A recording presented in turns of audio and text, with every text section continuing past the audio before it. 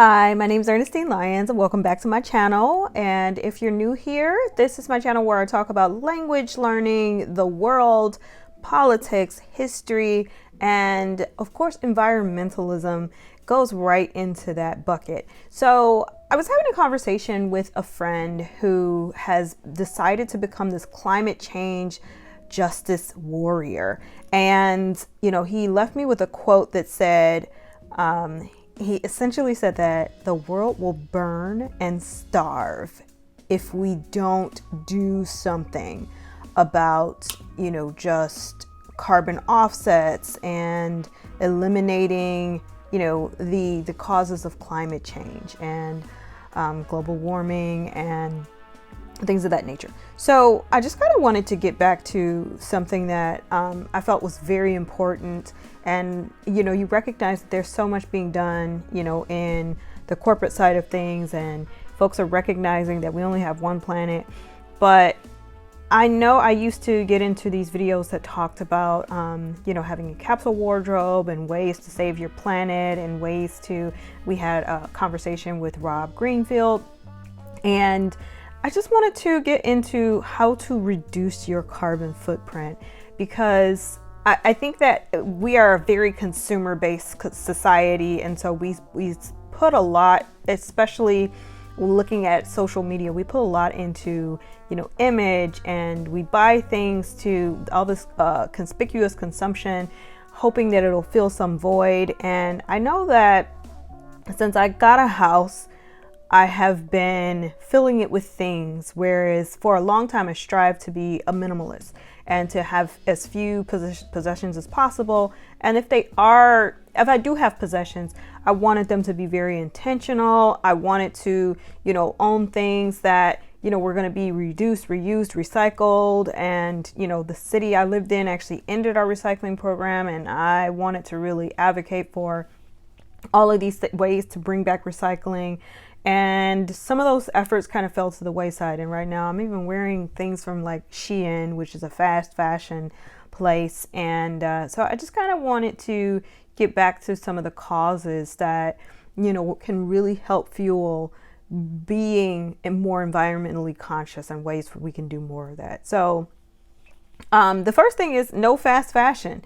I'm wearing a sweater, but I have other sweaters, and I didn't even need this one. It's more like, oh, the seasons are changing. Now it's time to have some fashionable things. But I used to shop at brands like Patagonia, and, I have a Fjallraven sweater that, I love to death. And, 2 years ago, well, I still wear it.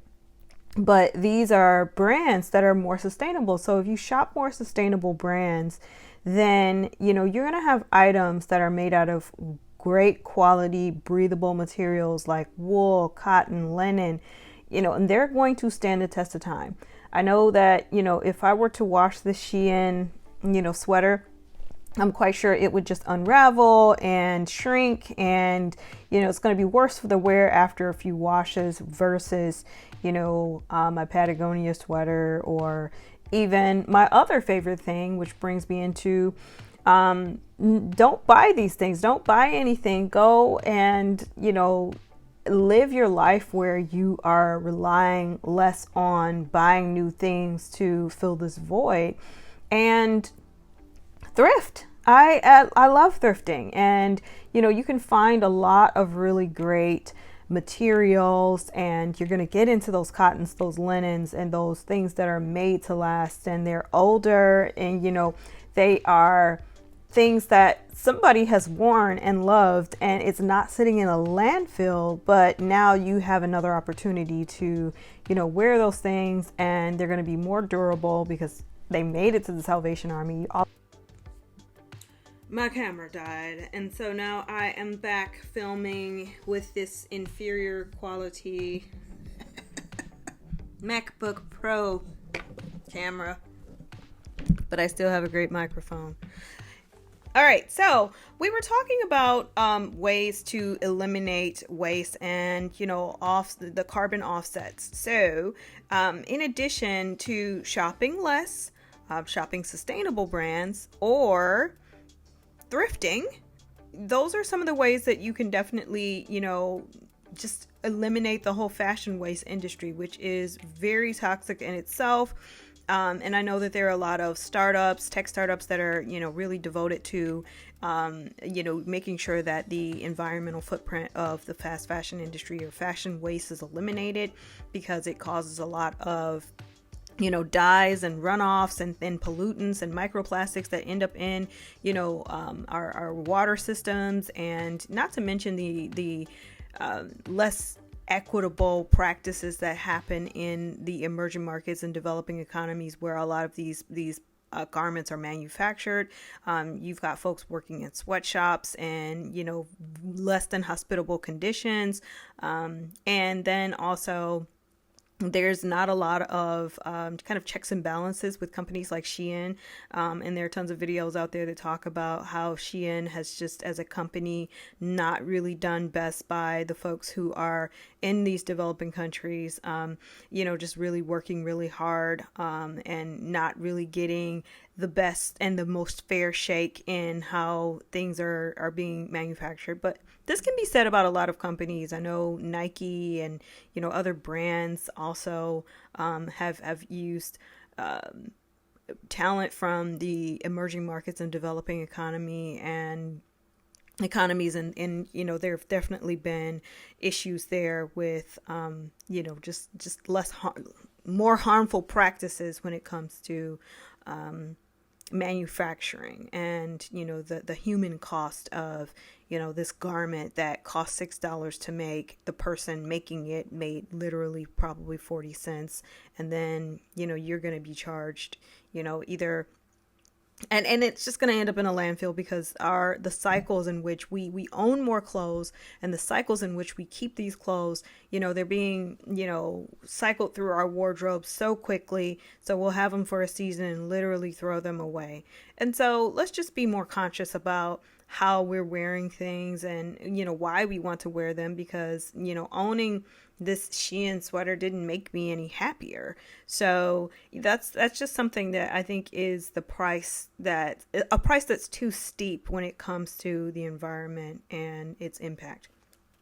Number 2 is go vegan. I'm probably going to talk about this in a lot of videos, but I have been on this journey of, adopting a more plant-based, whole food diet that incorporates, a lot of anti-inflammatory herbs and spices and plants, and, leafy greens, and, getting back to nature, really. So, and eliminating meat, and eliminating, dairy products. And meat and dairy are the biggest pollutants to our environment.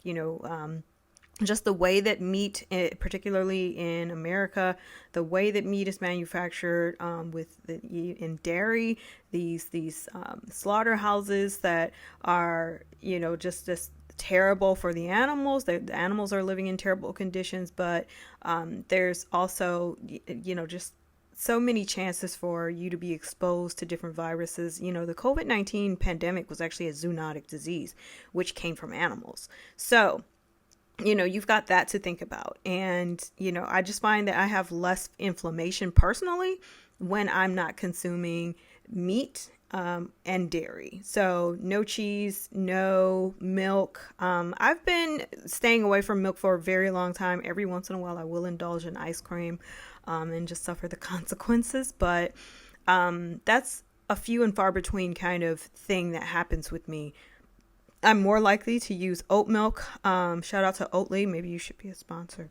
Oatly oat milk, please be one of my sponsors. So I'll be like, this video is sponsored by Oatly oat milk. And so you just have better health, less inflammation in joints, less inflammation in gut health, not a lot of bloating and or acne and things like that. Your skin really it's not affected by, the use of dairy and all of its like deleterious side effects on the planet. But then also the third way that you can reduce your carbon footprint is to just be more conscious of, how much you are impacting, the planet. If you can, try to be zero waste, use containers that aren't plastic. And whenever I go to Kroger, I'll either bring my own bag or I'll use the paper bags as opposed to plastic, because those plastic bags, and if you haven't seen it, there's a documentary called The Plastic Bag Store. It involves puppets, and it really was an eye-opening documentary that kind of showed the future of our planet if we continue down this road and utilizing plastics that take thousands of years to break down in our landfills, and what the future that we are going to pass along to the next generation. So I think it was really fascinating. But if you can, try to drive less. I know in 2020, fewer of us were on the roads because of the pandemic. We were working from home. And I think that working from home is one trend that we're seeing folks want to stick with. And, there are less reasons to drive into the office. But if you still do have to drive, it should be something that we're still thinking about intentionally, and being more intentional about, the way that we, I don't know why I'm still wearing this. The way that we, think about fossil fuels, because, fossil fuels are finite. And I know that a lot of the auto industries, I'm from the Detroit area, auto industries are really being conscious of the programs that are focused around clean and sustainable energy and electric vehicles and things of that nature. So I think this is slightly off. I don't know why.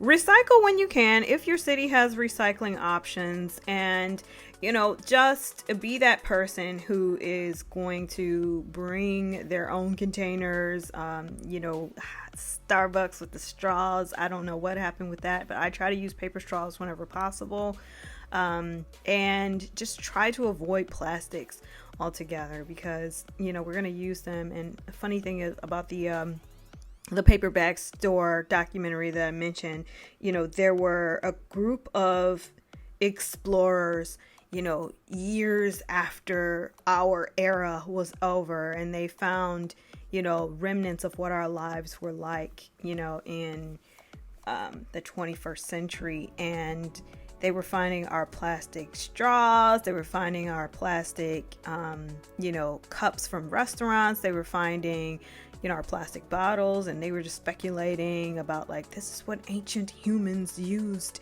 These were compasses. So they would find, like, the empty, lids for the plastic cups, and with the straw still attached to it. So they were just finding all this garbage, and they were saying that this was an ancient compass, or finding an old crushed plastic bottle and saying, well, this is how they communicated. They would put a message in a bottle. And so it's just really an eye-opening documentary. So do check that out. I'll try to link it if I can find links to that. But I just think that we really have to work on preserving our planet. We only get one planet. Here in Michigan, we got these beautiful lakes, and with my journey into learning about less commonly taught languages, I've been learning a lot about the steppes of Central Asia and the Aral Sea, which dissolved, and you've just got this evaporating sea. That climate change is one of the reasons why you're losing, your bodies of water, why you're experiencing so much flooding that's happening here, and wildfires and all sorts of things like these. Our infrastructure is not built to withstand such drastic climate change. And with that, that's my message to everybody. So, I hope you can take those things with a grain of salt. I mean, I recognize that not everybody can, afford to just be this environmentally conscious person all the time. But when you think about it, like, say you go to Amazon and you want to buy something for $30 and it'll be here the next day.